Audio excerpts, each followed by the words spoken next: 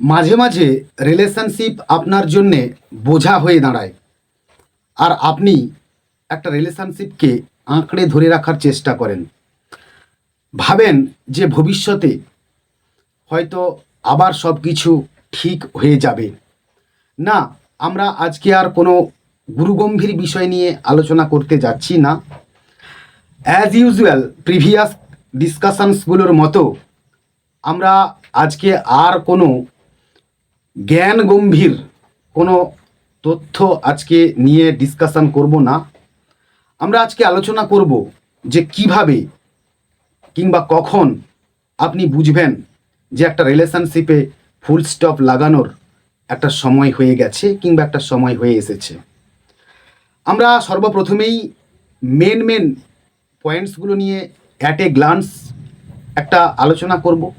তারপরেই আমরা ওই পয়েন্টসগুলোকে ইন ডিটেল কিংবা ইলাবোরেটলি এগুলোকে আমরা ডিসকাশনস করার চেষ্টা করব।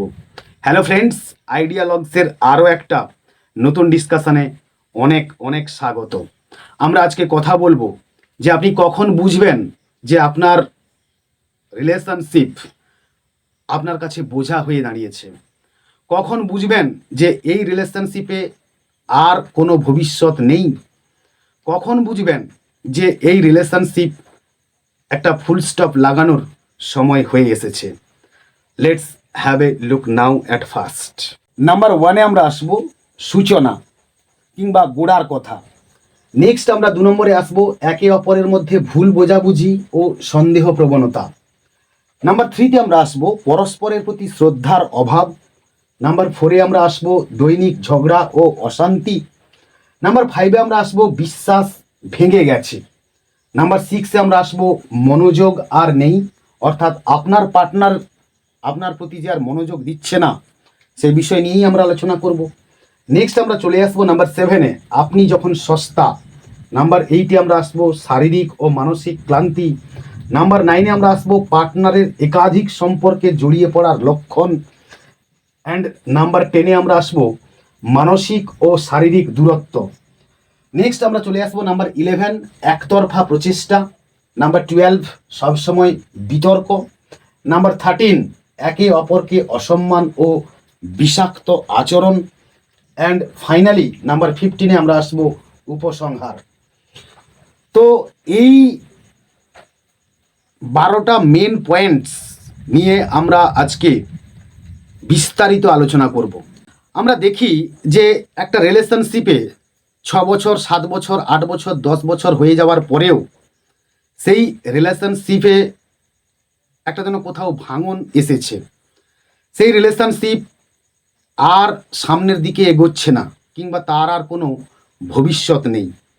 আমরা ক্রমাগত দেখি পার্টনার তার পার্টনারের সঙ্গে ক্রমাগত ভুল বোঝাবুঝি, ঝগড়া, অশান্তি, সন্দেহ, অবিশ্বাস এই সমস্ত কিছু লেগে থাকে। আবার কিছু ক্ষেত্রে দেখা যায় যে দুটি মানুষের প্রবল চেষ্টার পরেও যখন একটা সম্পর্কে সম্মান, ভালোবাসা এবং শ্রদ্ধা হারিয়ে যায়, ঠিক তখনই একটা পুরনো সম্পর্ক শেষ করার সময় আসে। আবার রিলেশনশিপের মধ্যে তৃতীয় ব্যক্তির প্রবেশ এবং একটা অশান্তি, একটা একে অপরকে না দেখতে পারার একটা যেন মানসিকতা, কিংবা একে অপরের ফোন এলে যেন একটা বিষাক্ত বা বিষ বলে মনে হওয়া, এই যে জিনিসগুলো যখনই একটা রিলেশনশিপের মধ্যে ঢুকে পড়ে, তখনই কিন্তু বুঝতে হবে যে ওই রিলেশনশিপটাতে আস্তে আস্তে করে ঘুণ লাগতে শুরু করেছে। ওই রিলেশনশিপ আর সামনের দিকে এগোবে না কিংবা এগিয়ে নিয়ে যাওয়া সম্ভব নয়। আর এই রিলেশনশিপ থেকে বেরিয়ে আসার বেশ কিছু সুস্পষ্ট লক্ষণ কিংবা সিমটমস নিয়ে আমরা এক এক করে আলোচনা করব। নাম্বার 1-এ আমরা চলে আসব ভুল বোঝাবুঝি এবং একে অপরের প্রতি সন্দেহ, একটা মানসিকতা। দেখুন, একটা রিলেশনশিপের মধ্যে ঝগড়া, অশান্তি আ পার্ট অফ রিলেশনশিপ। এগুলো ছাড়া কোনো রিলেশনশিপ হতে পারে না কিংবা চলতে পারে না। আর এগুলো যদি না থাকে তাহলে বুঝতে হবে সেটা একটা রোবটের রিলেশনশিপ।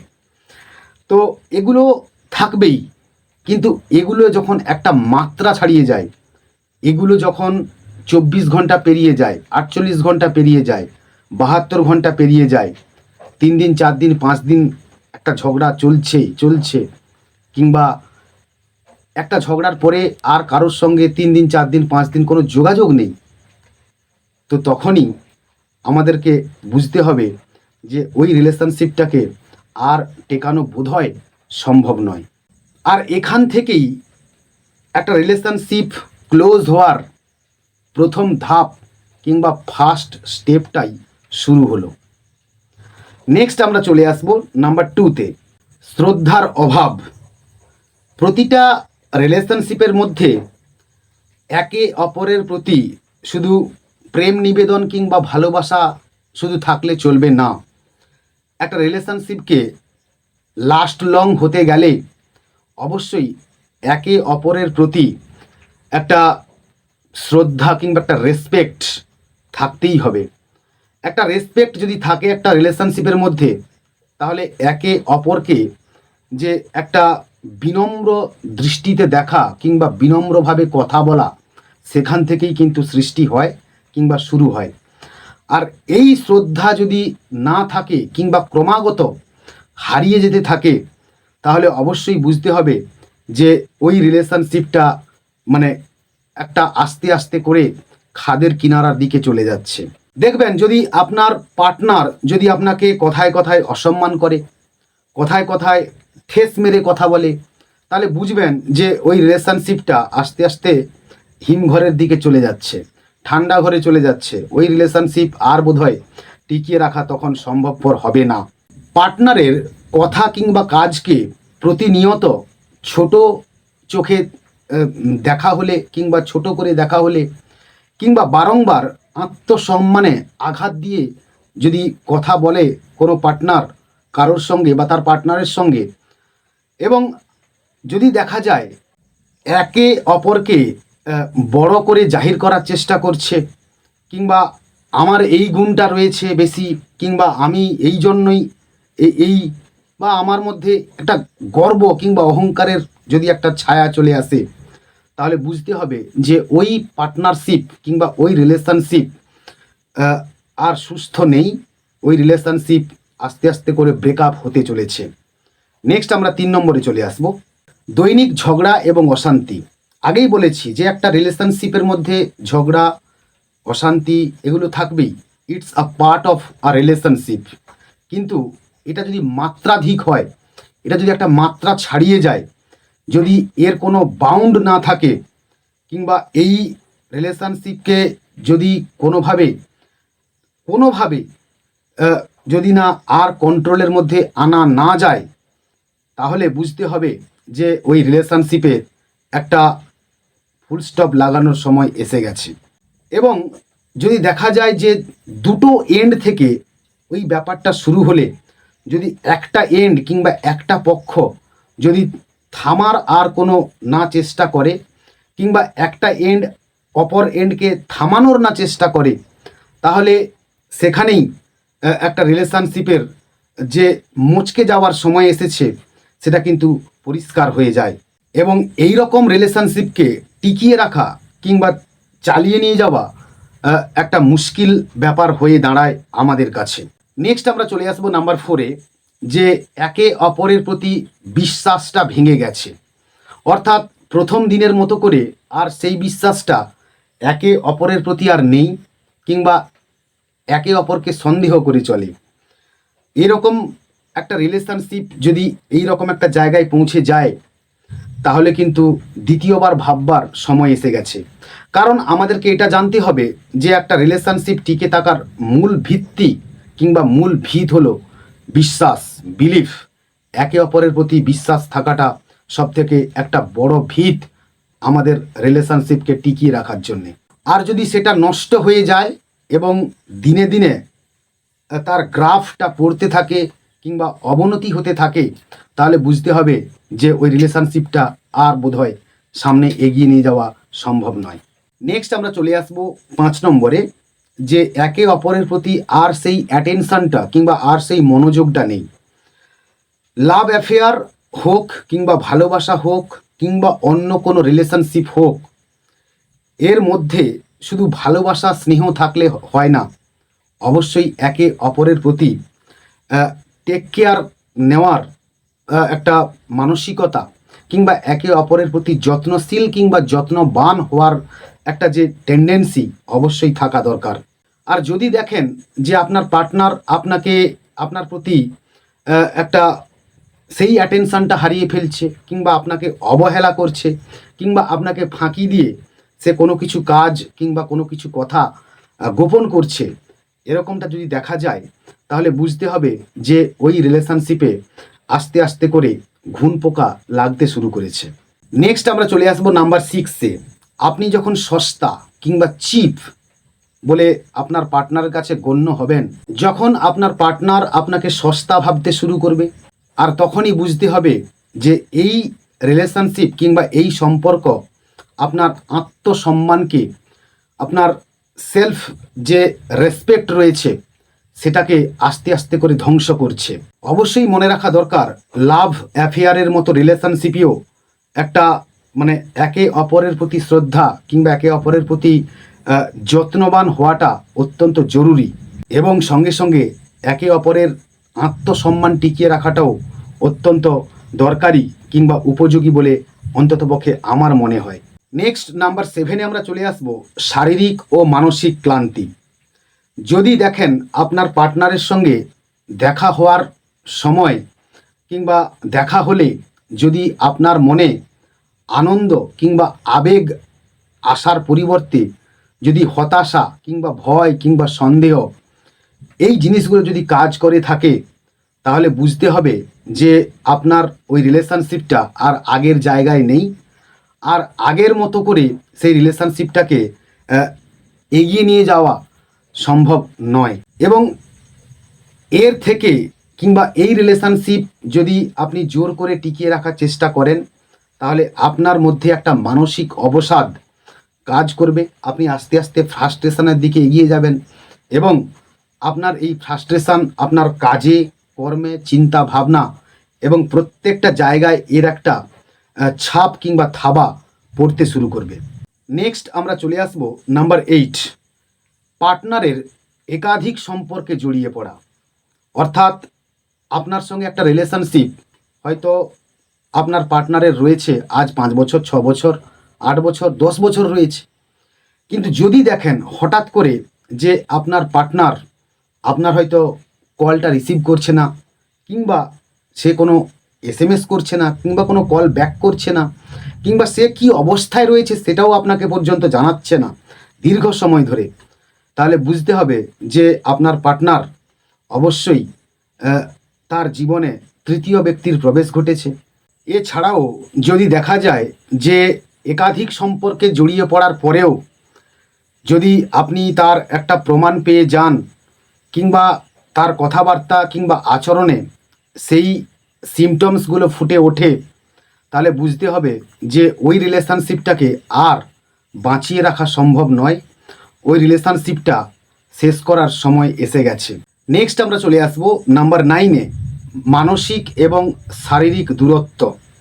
যদি দেখা যায় যে দুটো পার্টনারের মধ্যে যদি একটা মেন্টাল রিলেশনশিপের একটা গ্যাপ তৈরি হয় কিংবা একে অপরের প্রতি যদি খোঁজ খবর না থাকে এবং যদি দেখা যায় যে ওই আগের মতো করে আর সেই খোঁজ খবরটা নেওয়া হচ্ছে না কিংবা সেই যত্নটা আর নেই, তাহলে কিন্তু বুঝতে হবে ওই রিলেশনশিপটা শেষ পর্যায়ে চলে এসেছে। এবং যদি দেখা যায় শারীরিক এবং মানসিক যে ঘনিষ্ঠতা সেটা যদি একেবারে ম্লান হয়ে যায় এবং যদি দেখা যায় যে একে অপরের সঙ্গে কথা বলা কিংবা দেখা করার পরিবর্তে যদি মনে হয় একা থাকাটাই বোধহয় অনেক বেশি শান্তির কিংবা একা থাকাটাই অনেক বেশি যে মানে মনের দিক থেকে অনেক বেশি সুখের, তাহলে বুঝতে হবে যে ওই রিলেশনশিপটা এক প্রকার কোমায় চলে গেছে। নেক্সট আমরা চলে আসবো নাম্বার 10-এ, একতরফা প্রচেষ্টা। যদি দেখা যায় যে রিলেশনশিপটাকে টিকিয়ে রাখার যদি ওয়ান সাইডেড অ্যাটেম্প্ট যদি আপনার কাঁধে এসে পড়ে, অর্থাৎ আপনি যদি একাই চেষ্টা করে যান যে রিলেশনশিপটাকে টিকিয়ে রাখার, আর যদি আপনার পার্টনারের এই বিষয়ে কোনো হুঁশ না থাকে, যদি আপনার পার্টনারের এই বিষয়ে আর কোনো চেষ্টা কিংবা প্রচেষ্টা না থেকে থাকে, তাহলে বুঝতে হবে যে ওই রিলেশনশিপ আর টিকে থাকবে না এবং ওই রিলেশনশিপটা এক প্রকার শেষ হয়ে গেছে এবং শুধু সময়ের অপেক্ষা। নেক্সট আমরা চলে আসবো নাম্বার 11-এ, সবসময় বিতর্ক ও ভুল বোঝাবুঝি। অর্থাৎ একে অপরের মধ্যে গঠনমূলক কোনো আলোচনার পরিবর্তে যদি বিতর্ক, সন্দেহ, ঝগড়া, অশান্তি প্রভৃতি লেগে থাকে এবং যদি এই সম্পর্কটা মানে একতরফা হয়ে যায়, যদি এই সম্পর্কটা কিংবা এই রিলেশনশিপটা যদি আপনি খালি নিজের থেকেই চালিয়ে নিয়ে যেতে চান, তাহলে বুঝতে হবে যে ওই রিলেশনশিপটা আর টিকবে না।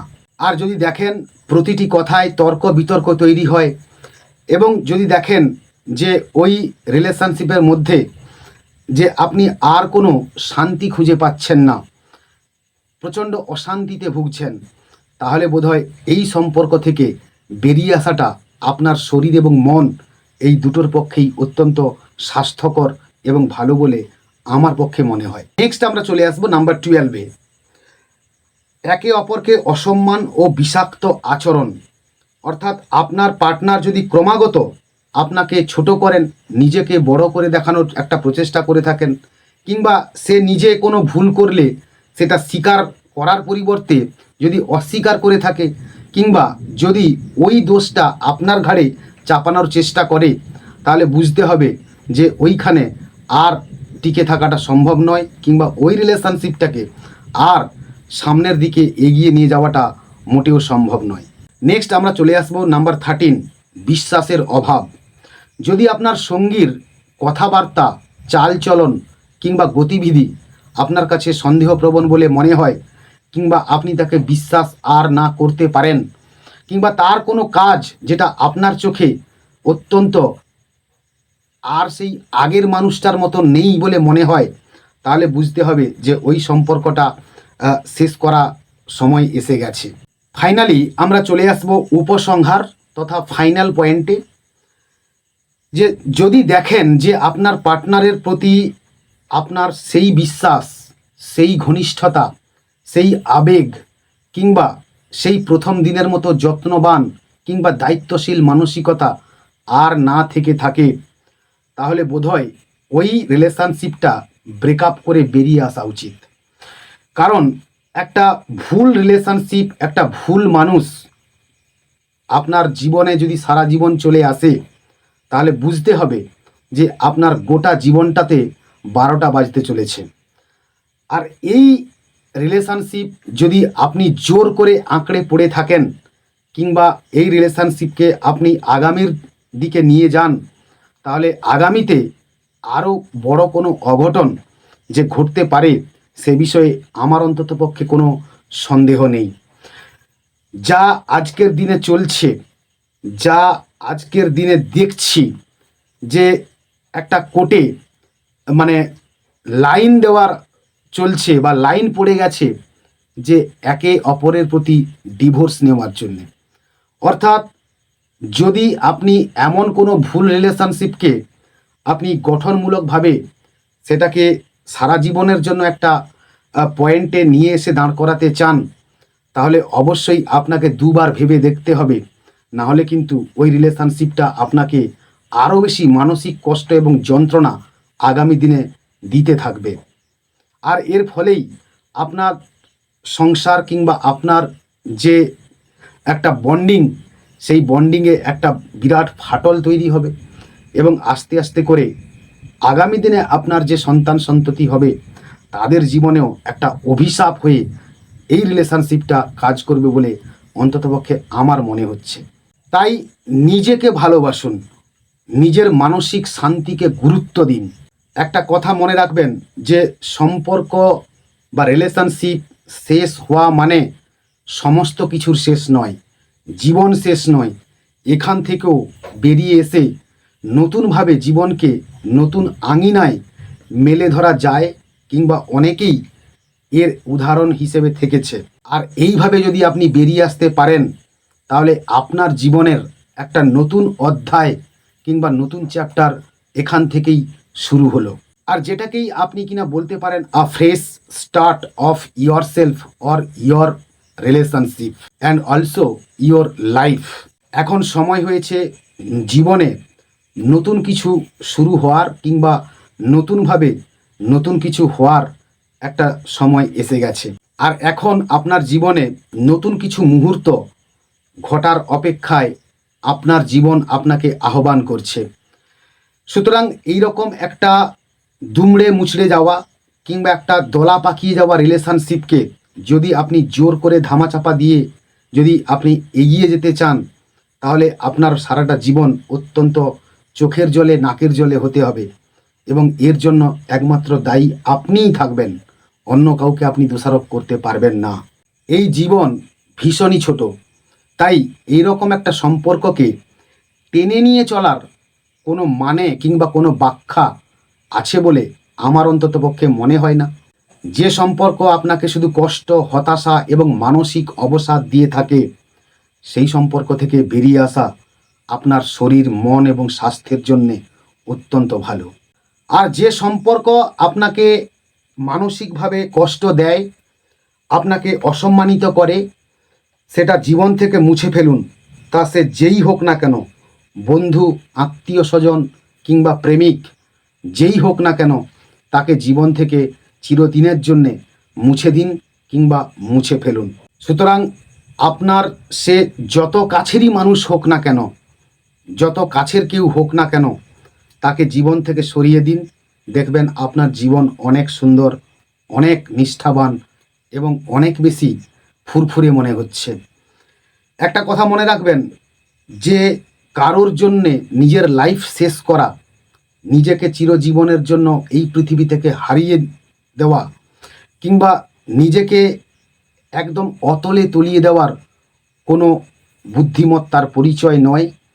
সেরকম রিলেশনশিপকে মুছে ফেলুন এবং সেই রিলেশনশিপ থেকে যত তাড়াতাড়ি সম্ভব নিজেকে বের করে আনুন, এবং নিজের মধ্যে নিজের মানসিক শক্তিকে আরও উচ্চতায় নিয়ে যান, নিজের ইচ্ছে শক্তিকে আরও উচ্চতায় নিয়ে গিয়ে সেখান থেকে নিজেকে বের করে আনুন। যদি ভুলভাল রিলেশনশিপের মধ্যে থেকে থাকেন, তাহলে দেখবেন যে আপনার শরীর এবং মন ভাঙতে শুরু করেছে, আপনার কোনো কাজে আর সেই আগের ফুর্তিটা নেই, আপনি আগের মতো করে প্রত্যেকটা কাজকে সেকেন্ডে কিংবা তুড়ি মেরে করতে পারছেন না। কোনো একটা পিছু টান, কোনো একটা মানসিক অবসাদগ্রস্ততা, যেটা কিনা আপনাকে আস্তে আস্তে করে একটা গর্তের দিকে ঠেলে দিচ্ছে। আপনি যা খাচ্ছেন, যা শুনছেন, সব যেন যেন মাথার উপর দিয়ে যাচ্ছে, কিংবা সব যেন আপনি না চিবিয়ে যেন গিলে দিচ্ছেন, এরকম আপনার মনে হবে। তো এই রিলেশনশিপ, এই সম্পর্ক যেটা আপনার জীবনে যখন এসেছিল, তখন যে ফুর্তিতে এসেছিল, যে আনন্দে এসেছিল, সেই আনন্দটা এখন যদি হারিয়ে যেতে থাকে, তাহলে অবশ্যই সেই সম্পর্ককে অবশ্যই চিরটা কালের জন্য মুছে দিন। দেখবেন এতে আপনি অনেক বেশি ভালো থাকতে পারবেন। আপনার 2-4 দিন, 4 দিন, 5 দিন, 6 দিন একটু কষ্ট হবে, কিন্তু আপনি দেখবেন আগামী দিন, আগামী বছরগুলো আপনার অনেক অনেক বেশি ভালো থাকবে। অবশ্যই দেখবেন এই সম্পর্ক জোর করে কখনোই টিকিয়ে রাখতে যাবেন না। জোর করে কোনো কিছু কারোর কাছ থেকে আদায় করা যায় না, আর আদায় করা সম্ভব নয়। আর যদি জোর করে কোনো কিছু আদায় করা হয়, তাহলে বুঝবেন ওই রিলেশনশিপ কিংবা ওই সম্পর্কটা দীর্ঘস্থায়ী হবে না, কিংবা দীর্ঘদিন ধরে টিকবে না। যেটা হওয়ার সেটা হতে দিন, যেটা ঘটার সেটা ঘটতে দিন। দেখবেন জীবন অনেক বেশি সুন্দর হয়ে উঠবে। আজকের ডিসকাশন আমরা এখানেই শেষ করলাম। যদি ভালো লেগে থাকে অবশ্যই একটা লাইক করো, এবং বন্ধুদের মধ্যে শেয়ার করো, কমেন্ট করো অবশ্যই। এবং পরের ক্লাসে কিংবা পরের ডিসকাশনে দেখা হচ্ছে আরও নতুন কোনো একটা টপিক নিয়ে। ততক্ষণ পর্যন্ত keep watching my channel. Keep smiling and stay blessed.